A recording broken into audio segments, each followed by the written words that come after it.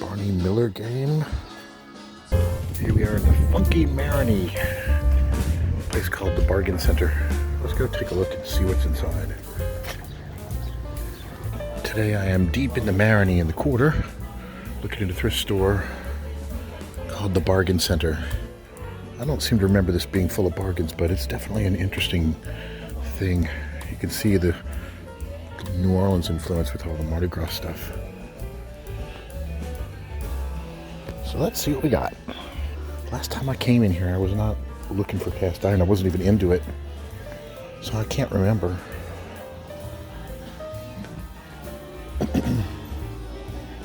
But this looks like this could hold just about anything.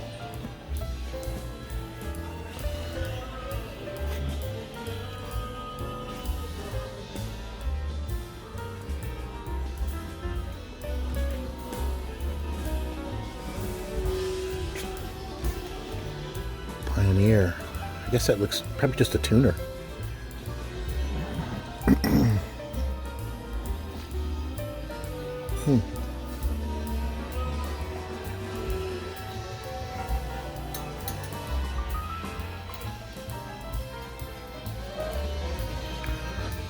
Oh, a pinball machine. Okay. Currently waiting for parts to refurbish the machine. It's in pretty good condition.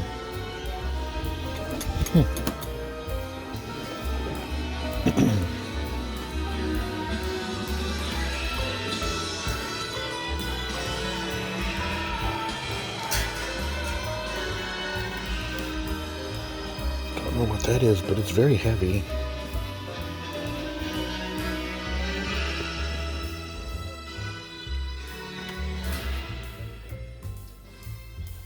Television analyst.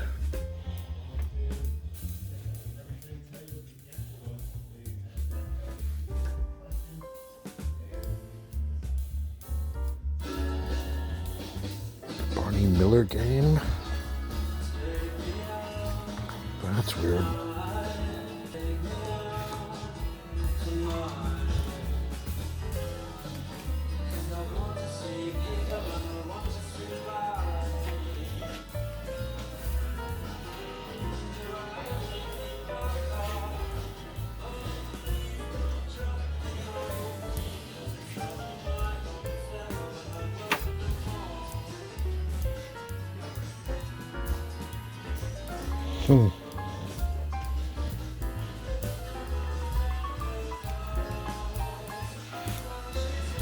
So much stuff, but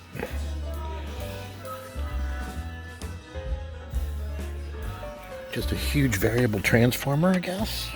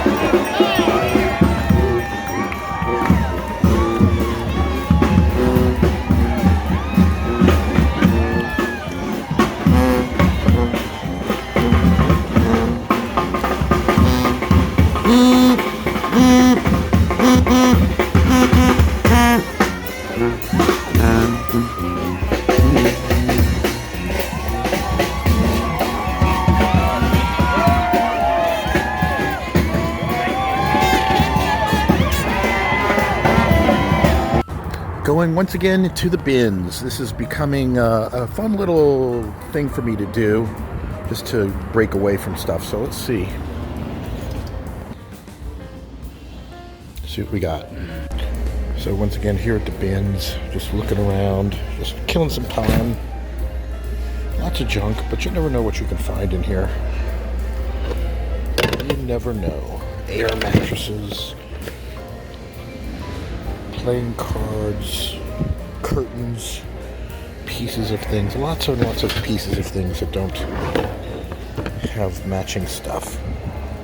Alright, so leaving the bins here. I got a few little things. It's just more like a way of kind of getting out, sit there behind my computer doing my work stuff, and then eventually I just need to get out of the house. So I'll show you what I got. I got a bunch of picture frames. There's a reason why I get these old picture frames. I have a laser cutter, and I can cut things and put them into frames, make awards and things like that. I found one neat, interesting cookbook, Allons Manger, Lafayette, another kind of Cajun cookbook. 3-ring binder. This cost me a little bit over $9. I snagged a bunch more CDs and DVDs. I kind of handpicked what I want, just took the things. And that's basically it. Nothing special. Alright, time to take a look at some skillets that I've been restoring. First off are these two Lodge 3-notch number 8s. I picked these up, if I recall correctly, at an estate sale for about 20 bucks a piece. And as you can see, they cleaned up pretty darn nicely. We've got this 1-8, looks like a hand-scribed number with a little B down there and some kind of a mark up there, a blob or something, like a D mold mark. And there's a P here on the handle. And then this one right here, 3-notch Lodge with an 8, looks hand-scribed as well with a 1 or an L up there. What's interesting about these is they show two different kinds of mold styles. You can see this one is much thicker. This one is much thinner. This is probably the older style molds that were, see the bigger pour spouts? These had the smaller pour spouts. This one was definitely not machine made probably. And just a little bit more delicate, a little bit lighter. And then this thing is a little bit more hefty and heavy. You can definitely feel the weight between both of them. All right, we're going to interrupt that video for something else that's related to it. So I was editing that video, and I realized what I'm working on in the kitchen is relevant to that. That was those two 3-notch Lodges where I showed two different style skillets, and I came across the same thing today, which is a year later after. I'm kind of editing this stuff way in the past. But look at this. Here are two skillets with the same exact configuration. Small pour spouts, big pour spouts, thinner, thicker, right? Take a look at this. This is a single notch Lodge. So I was under the impression that the thinner ones were the earlier pans and the thicker ones were the later pans. But look at this. This shares a lot of characteristics with this one. So it's got an interesting kind of side number on it. It has the super early Lodges also had a different style handle when it met the thing, but it does have that familiar Lodge teardrop shaped thing, right? This is a very early single notch Lodge with the obverse 8. Now take a look at this thing. This is a no notch Lodge. Even earlier, but it's the heavier configuration. So there's evidence that they were making these things, both the heavy and the thinner pans, all the way back from the very beginning. I'm pretty sure this is a Lodge as well, but interesting another with this kind of side numbers, right? And then the X, which I think is another kind of indication that this could be one of those transition pieces where, you get your single notch, but you see we've got the weird numbers on the sides. I'm really trying to kind of collect enough of these so I can trace the evolution of these Lodge skillets. Now, could this not be a Lodge? I guess it's possible, but it's clearly a single notch, and it does match a lot of them.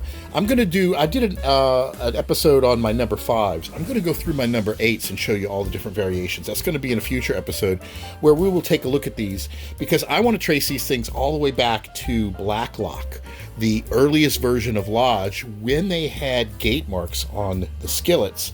I want to try to find out what is really a Blacklock skillet, because I still think there's quite a bit of them out there. They're not named Blacklock or Lodge, but if you can follow the transition pieces, you can identify them. That's my theory, and if you have other theories, be sure to let me know in the comments, and we'll take it from there. But some interesting kind of intermediary pieces using the same weird different two styles, thick and thin.